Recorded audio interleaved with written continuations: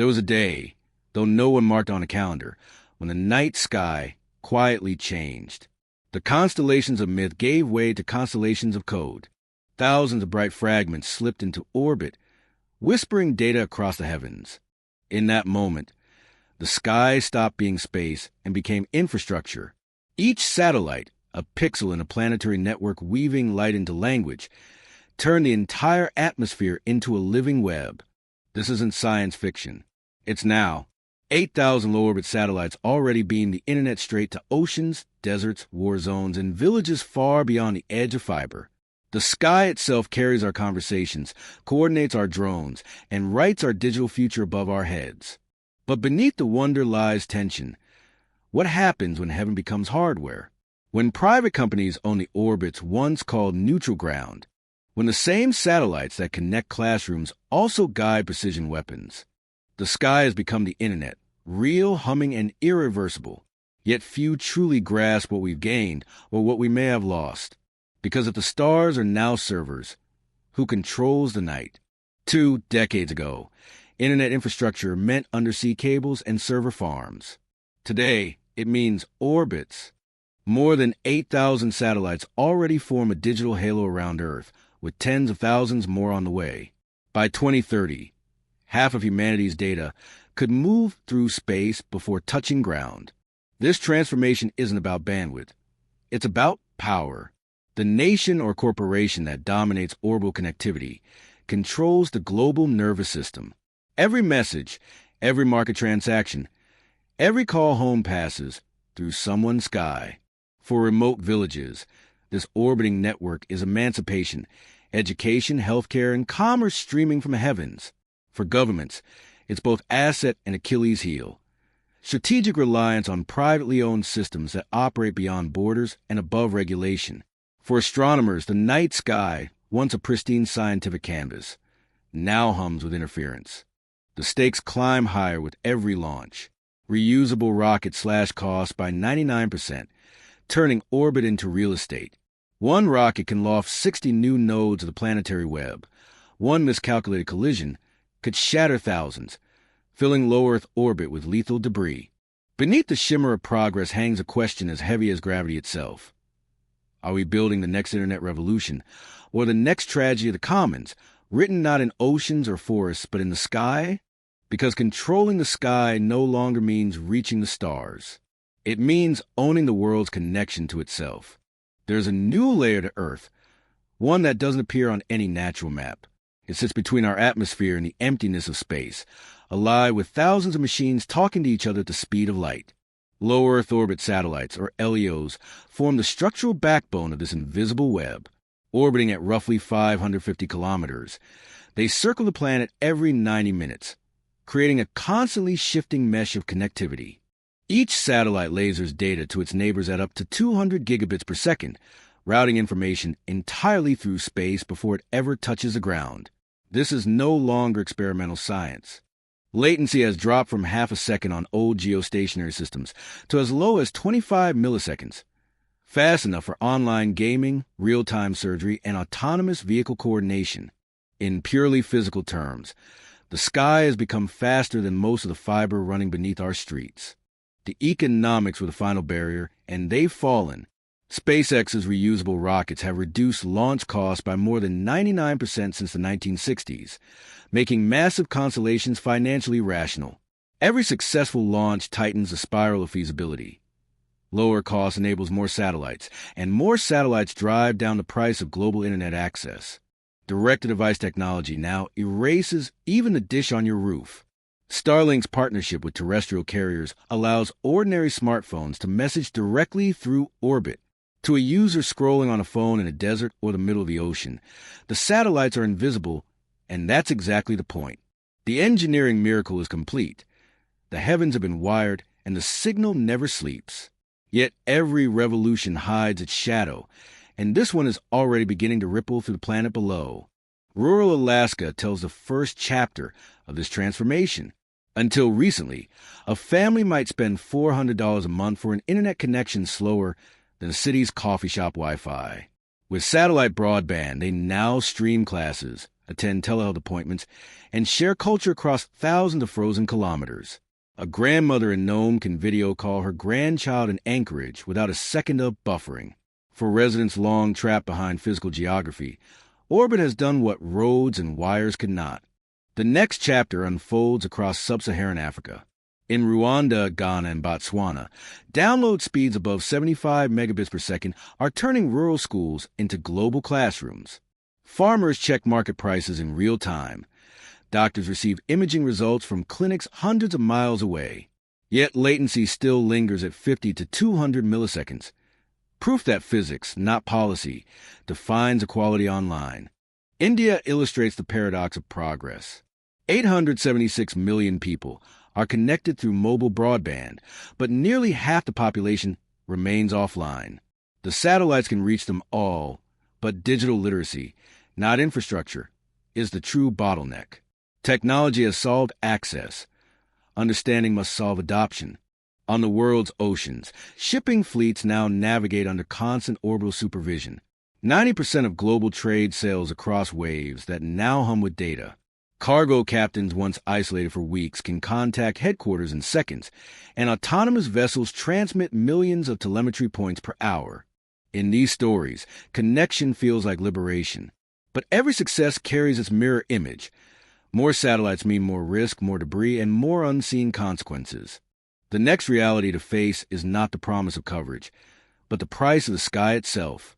Every revolution in connection reshapes what it means to be human together. This one touches something older than fiber or code, our shared relationship to the sky. Children look up and see moving dots instead of constellations. A mythic canvas is being replaced by a technological one. The night sky, telephone wires of light, is quietly rewriting cultural memory itself. Yet the changes run deeper than emotion.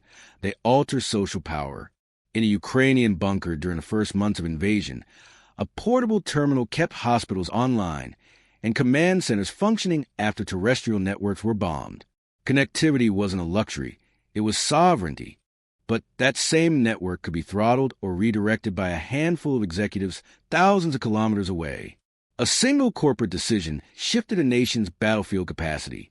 Meanwhile, communities long forgotten by infrastructure planners, Alaska's villages, African farmers, Pacific Islanders, are entering the digital commons for the first time. A teacher in Botswana streams a lesson on renewable energy straight from orbit, while an elder in Nunavut sends traditional stories to grandchildren abroad. For them, the sky become the internet is pure empowerment. We are witnessing the collision of wonder and worry, freedom delivered by forces we cannot fully control.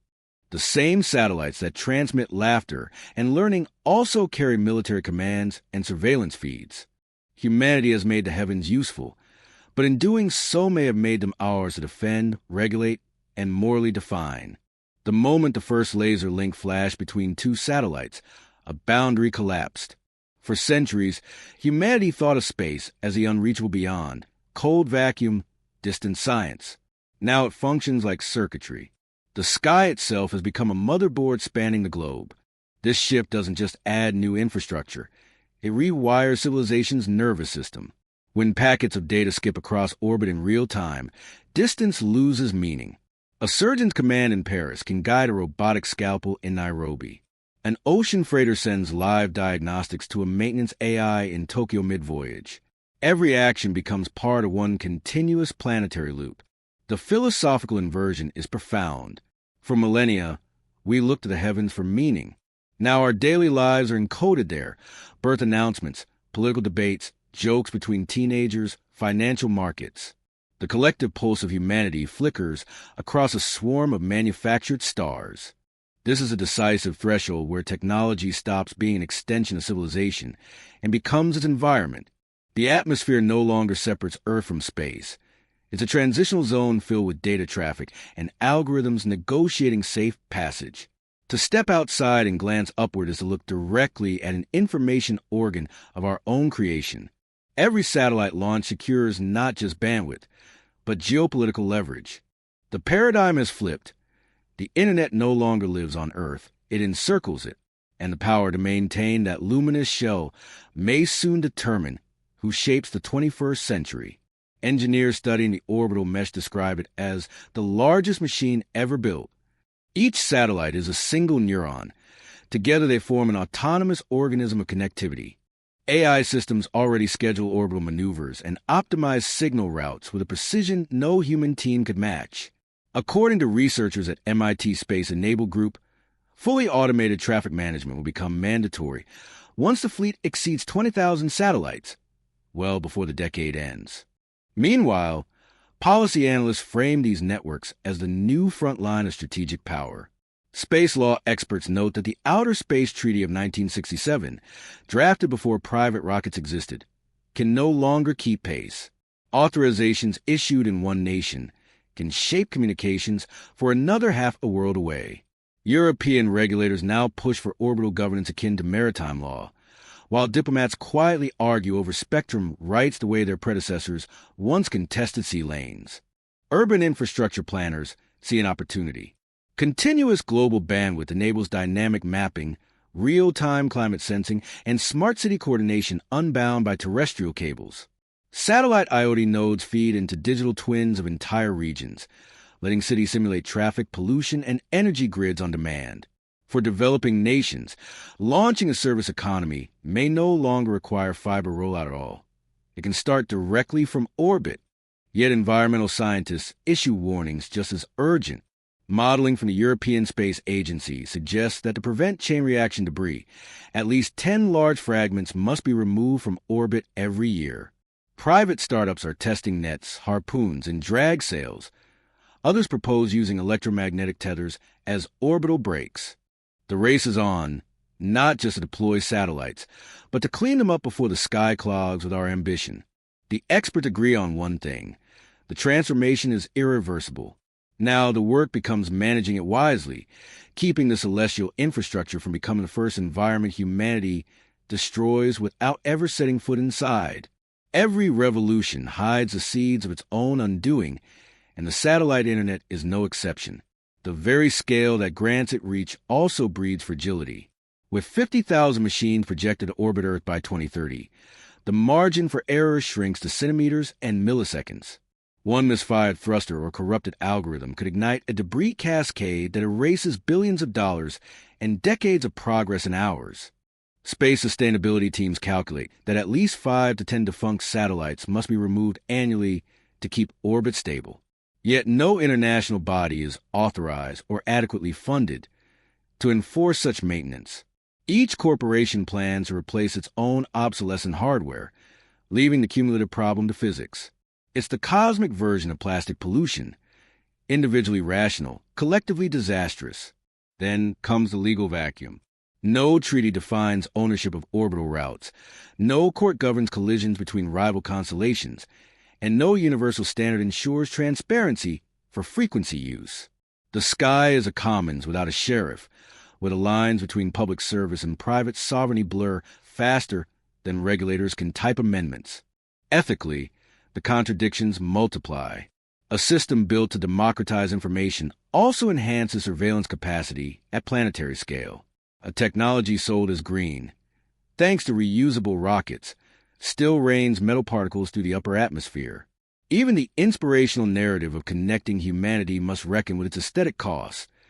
The quiet erasure of the natural night. Optimists call it progress. Skeptics call it hubris. Both may be right. The sky has always reflected our ambitions, but this time, it literally does. Thousands of bright streaks mirroring civilization's hunger for connection, control, and comprehension. How we confront these contradictions will determine whether orbit remains a bridge or becomes another cautionary tale glittering in the dark. By 2035, the orbital internet will likely be invisible, seamless, and taken for granted. A phone in a rainforest or a border freighter will link to the same digital bloodstream as a device in Manhattan. Latency will drop below 20 milliseconds as laser relays multiply. Data won't just pass through satellites. It will compute within them, as onboard processors handle AI tasks before signals ever touch Earth. Cities will breathe data. Sensors in buildings and roads will synchronize directly with satellites to balance energy use and air quality in real time. When storms threaten coastlines, Predictive models running on orbital nodes will alert local governments before the first raindrop falls. For emergency response, bandwidth will arrive as quickly as sunlight. No cables, no waiting. But the future will not only be fast, it will be contested. Nations will treat orbital infrastructure as strategic territory. Expect new alliances, orbital defense systems, and diplomatic friction over who controls repair bots and debris removal fleets. Economic opportunity will collide with environmental responsibility. Culturally, the line between celestial and terrestrial will blur beyond recognition. School children may learn the names of satellite networks alongside constellations. Looking up might mean checking a weather forecast powered by the very machines you can see crossing the dusk sky. Humanity's oldest symbol of transcendence will double as the planet's central nervous system. The decisive challenge will be stewardship. If the coming decade builds an internet that literally encircles a world, then governance must encircle it too, fusing science, ethics, and design into a single planetary ethos. Because the infrastructures we place above our heads shape the civilizations we build beneath them. And once the sky is full, what we choose to protect will define what we dare to dream next. The story of the sky becoming the internet is more than a chronicle of technology. It's a mirror held to civilization itself. In roughly a decade, we transformed the heavens from silence into signal. We turned space into an engine for economies, education, defense, and survival, yet also into a contested commons burdened by our ambitions. History will not remember this shift for its engineering alone. It will remember the moment humanity decided that connection mattered enough to rewire the cosmos. We have learned to blanket every horizon with data. The question now is whether we can blanket it with wisdom. Pause for a moment on that idea. A child in a remote village now uploads drawings to the same orbital mesh that coordinates satellites guiding ocean freighters and emergency drones. One sky, billions of stories pulsing through it. That is the miracle. That is the responsibility. As viewers, architects, policymakers, and dreamers, we stand beneath the largest collective project humans have ever built, a living network of metal and light circling us 24 hours a day. Our task is to ensure it remains a bridge of inclusion, not a monument to short-term gain. Humanity once gazed upward seeking gods and guidance. Now we gaze upward seeking signal. Our digital reflection shimmers above us, proof that evolution can be engineered one orbit at a time. The next chapter will depend on how gracefully we balance connection with conscience. The day the sky became the internet has already arrived. What comes next is a story of how we build a civilization worthy of it.